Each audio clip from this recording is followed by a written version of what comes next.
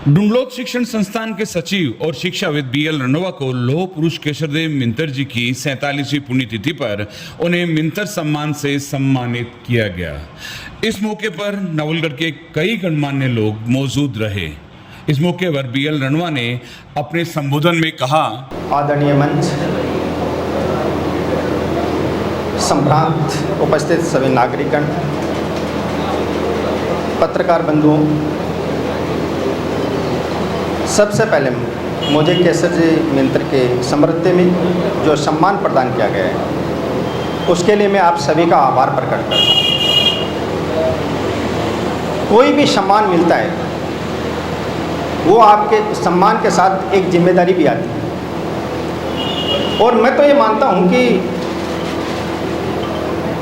आदमी के जीवन के अंतिम अध्याय का जो पैरा लिखा जाता है तब सम्मान मिलना चाहिए,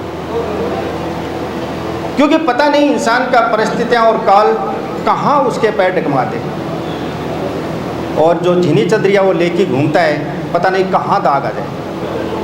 इसलिए सम्मान हमेशा अंत समय में मिलना चाहिए ताकि आदमी को मौका नहीं मिले गलत रास्ते पर जाने की। लेकिन मैं आपको विश्वास दिलवाता हूँ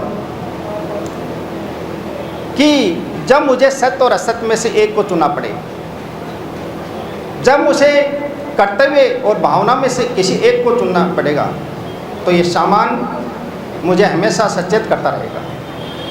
ये सम्मान एक कागज़ का टुकड़ा नहीं है, ये मेरे लिए धर्म है और मैं अंत समय तक इस धर्म को निभाऊंगा। दोस्तों, मिंतर जी का मुझे बड़ी खुशी की बात है कि मुझे सानिध्य मिला। मैं बहुत छोटा था लेकिन काफ़ी बातें मुझे उनकी याद हैं।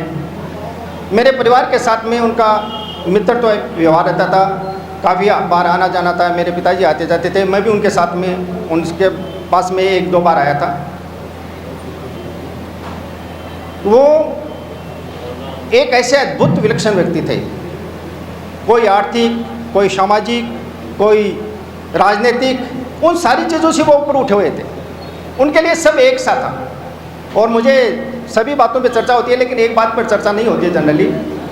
जब नवलगढ़ पोद्दार कॉलेज के छात्रों में जब उस टाइम होता था, कई बार शहर और ग्रामीण का मुद्दा आता था और समाज में, गांव में अनावश्यक रूप से एक तनाव उत्पन्न हो जाता था, तो सारे लोग मिंतर जी की साइड में ध्यान रख देते थे और वहाँ सबको समाधान मिल जाता था। तो ये बहुत बड़ी बात होगी।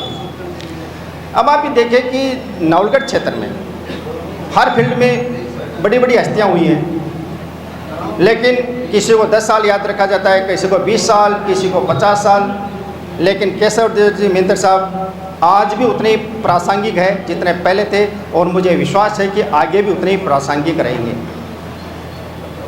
अब महत्वपूर्ण बात यह है कि हमारी पीढ़ी या इससे आगे वाली पीढ़ी आपके बारे में बहुत अच्छा नॉलेज रखती है, विचारों को भी आप समझते हैं, कुछ किताबों में पढ़ते हैं। लेकिन मुझे आप लोगों से एक स्पेशल डीओ साहब बैठे हैं, मैं चाहता हूं कि केशरदेव जी मिंतर साहब की जीवनी साल में एक बार प्रार्थना सभा में, स्कूल में प्रार्थना सभा में जरूर पढ़ाई जाए, ताकि हमारे ये बच्चे जैसे लौह पुरुष, नवलगढ़ केसरी, शेर बहादुर, कितने कितने संज्ञा से संबोधन किया जा सकता है। तो हम हमारे समाज में से जो हीरा उत्पन्न हुआ है उसके बारे में हमारे बच्चों को नहीं पढ़ाएंगे, बाहर के दो दूसरे अलग अलग हैं उनके बारे में बच्चों को पढ़ाएंगे।